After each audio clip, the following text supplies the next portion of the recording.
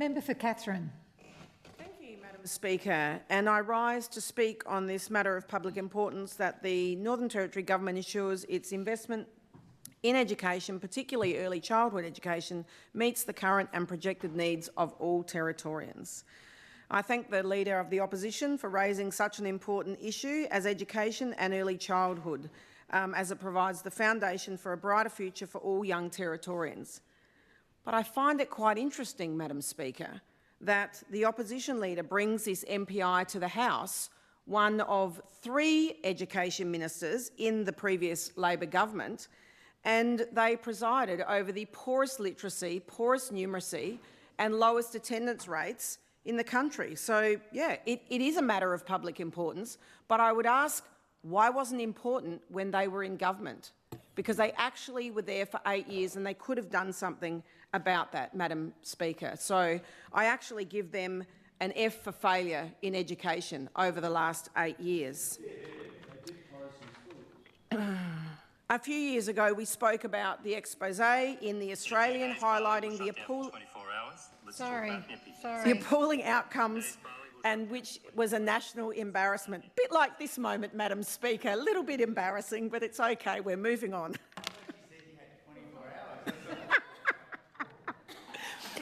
I could talk for 24 hours on education, that's okay, but we'll digress, we'll carry on. My apologies. That's quite all right, Madam Speaker. So the exposé that I spoke about in opposition highlighted the absolutely shocking attendance, literacy and outcomes of education here in the Territory, and I've spoken about this before in the House. The early years of a child's life are absolutely crucial. The early childhood education and care we provide in these formative years shapes their potential future in ways that can't be overstated. It determines a child's ability to thrive academically, stay healthy, form meaningful social connections and become active contributing members of our society later on.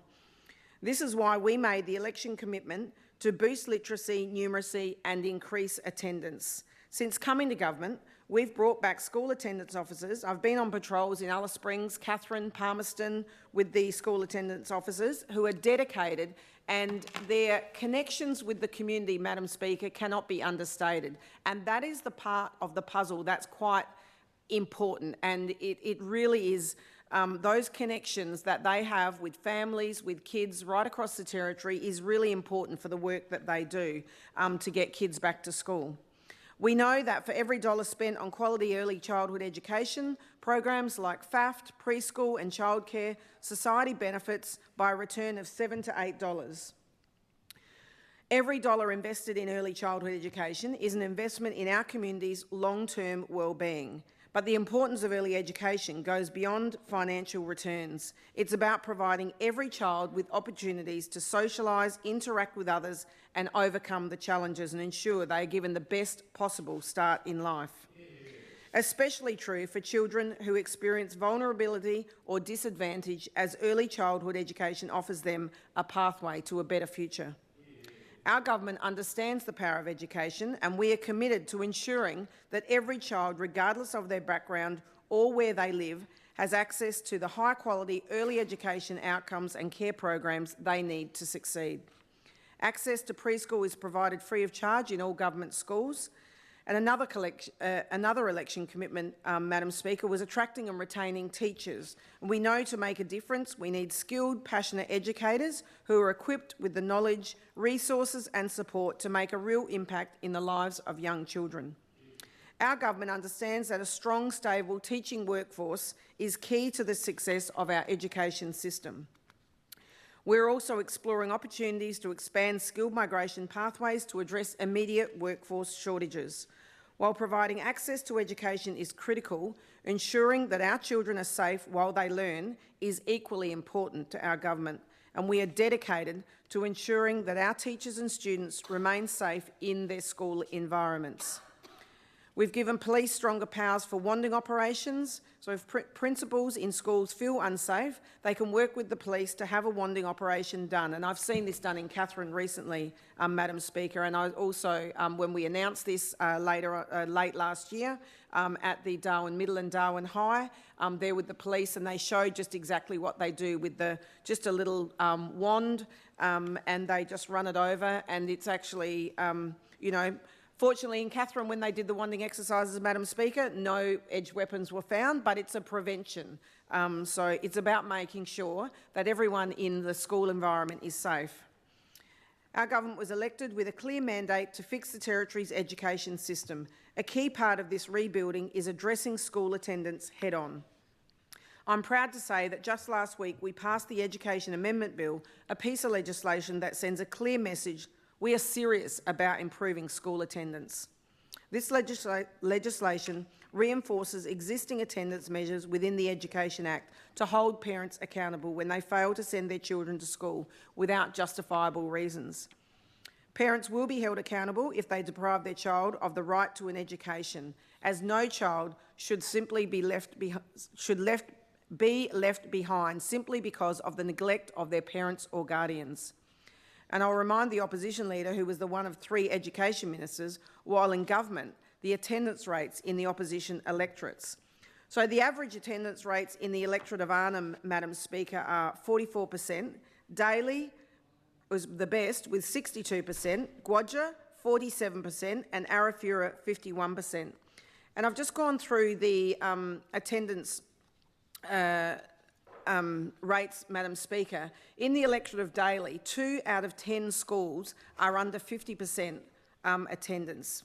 10 out of 19 schools in the Arnhem electorate are under 50%, and 4 out of 7 schools in the Arafura electorate are under 50%, and 2 out of 10 in the Daly electorate are under 50%. And that's the importance of the school attendance officer, Madam Speaker. So whilst these rates are absolutely disgraceful, this is what you get with 8 years of inaction from a Labor government. The attendance officers, as I've said, are so important in providing the relationships and building conversations with those families, finding out the complications or the reasons why those children aren't getting to school, and working with relevant departments to make sure that they do attend. So in term 1 of 2025, we issued 75 compliance notices, 13 infringement notices, and for the same period in 2024, 44 compliance notices and 2 infringement notices were issued with no revocations recorded. This is an increase in 31 compliance notices and 11 infringements. In addition, there were 46 compliant notices and 1 infringement notice revoked. So revocation of infringement and compliance notices is evidence, again, Madam Speaker, that parents are listening and returning their children to school. And I reiterate, Madam Speaker, the important work, again, of those attendance officers. So in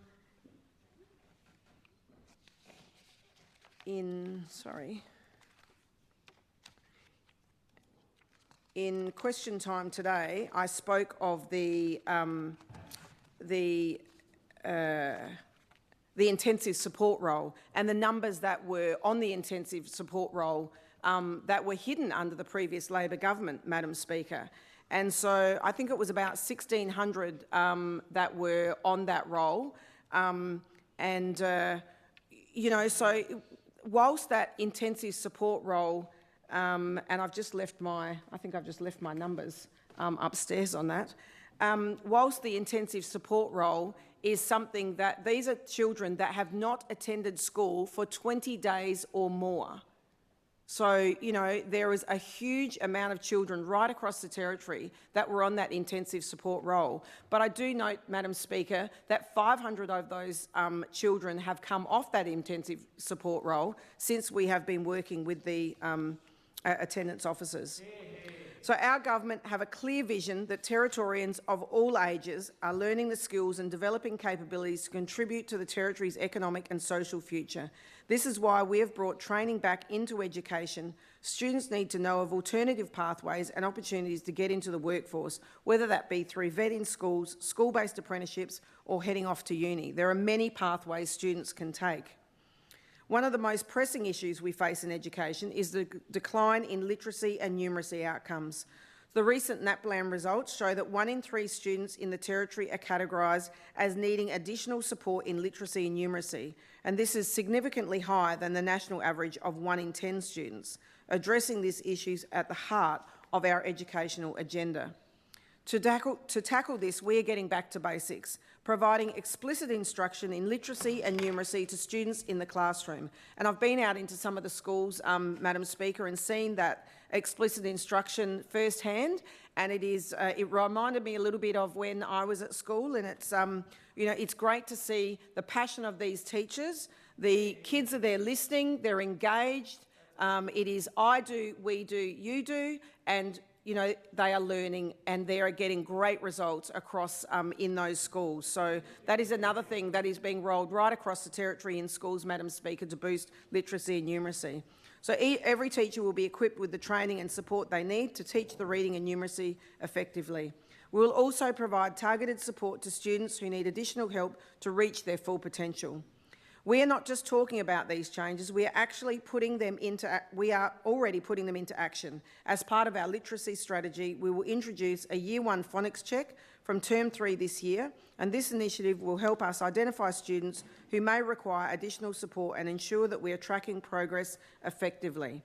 Early identification is key, and we'll be providing targeted supports in Term 4 of Year 1 and early Year 2 for students who need extra assistance to achieve literacy fluency. We are committed to ensuring that 75% of classroom teachers in our schools are permanent by 2027. This will provide teachers with the security and stability they need to put down roots in Territory communities. We know that to grow the economy and increase population, we need to do more to support people like teachers to stay here longer. Currently, 71.4% of teachers in government schools are employed in permanent positions, a 10.5 increase compared to the same time last year. This is a significant step towards achieving our goal, and we will continue to build on this progress by launching initiatives to attract more teachers to the Territory. We are introducing 2 major initiatives to help recruit and retain teachers. The Teach Local Scholarship, which will support NT residents pursuing teaching degrees with paid part-time classroom work and guaranteed permanent position upon completion, and the Teach Up North incentive, which will provide financial incentives for interstate teaching students who complete their practicum in the Territory and accept an employment offer in an NT government school. To keep teachers and principals safe, the department will be launching a Safe Teachers, Strong Schools public campaign on zero tolerance for violent behaviour in schools and introducing a new educator safety and wellbeing program and new regional staff safety and wellbeing officers to support teachers, especially those teaching in remote areas. Education is not just about preparing students for the next grade, it is about preparing them for life. We are creating pathways to real jobs by reforming secondary education, including a move away from middle schools to create better pathways to real and critical jobs.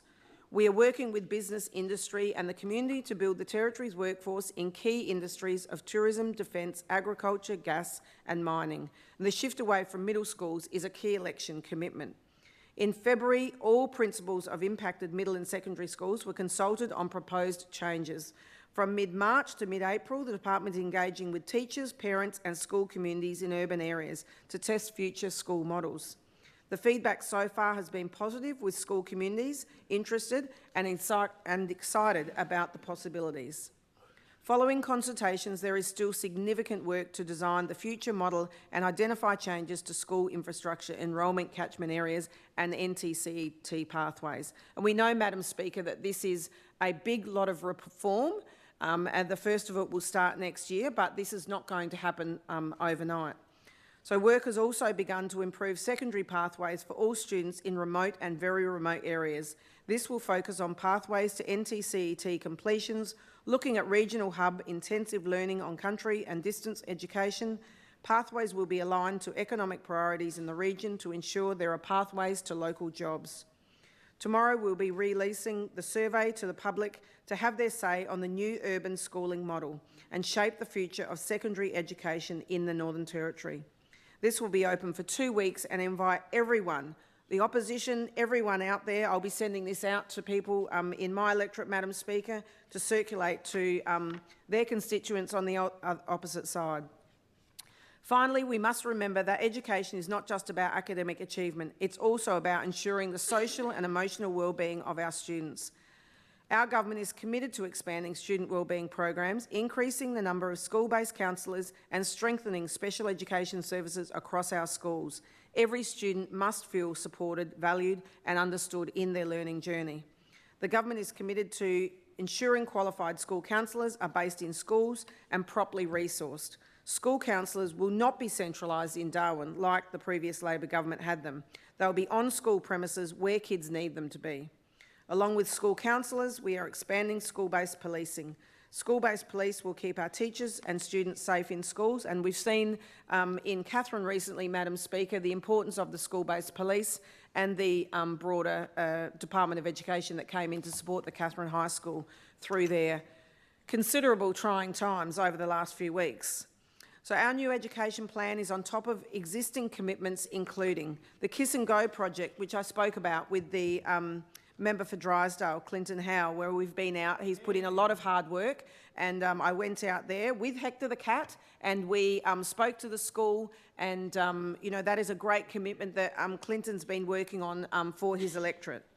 We've got free swimming lessons, Madam Speaker, for all primary school students, where this year's from years 1 to 6, they've begun swimming programs, and we've spoken about that numerous times here in the Parliament as well. By the end of Term 1, 42 schools will have completed their swimming lessons, with another 24 booked in for Term 2. And our government's 200 back-to-school vouchers also adding to cost of living relief for families. Our clear plan will ensure that the investment in education and early years is being spent wisely and results in real and measurable outcomes for young Territorians. Under the new funding model implemented this year, schools are funded more equitably, which sees more funding flowing to small remote schools and additional funding for bilingual education programs. Bilingual education, Madam Speaker, I've spoken about this in Parliament before as well. There are 9 bilingual education bilingual schools. 4 of those have done 50 years in bilingual education, which is a feat in itself. But, Madam Speaker, what I would like to say on that, while I think bilingual education is really important, you actually need to get kids to school to make sure that they are getting that education, because those schools that are delivering the bilingual education, their attendance rates in some are 30%, Madam Speaker, which is totally not acceptable. So our plan, I've outlined today, is not just about education. It's about ensuring that every child in the Territory has access to the quality and early education and schooling they need to succeed. Our government is committed to building a stronger, more inclusive education system that will serve the needs of every Territorian now and into the future. We are investing in early childhood education, strengthening our schools, supporting our teachers and ensuring that every student has the tools they need to thrive, and we will not stop until every child in the Territory has the opportunity to reach their full potential. So thank you, Madam Speaker, and I thank the opposition leader for bringing this so that we can actually outline our government's education plan. Thank you.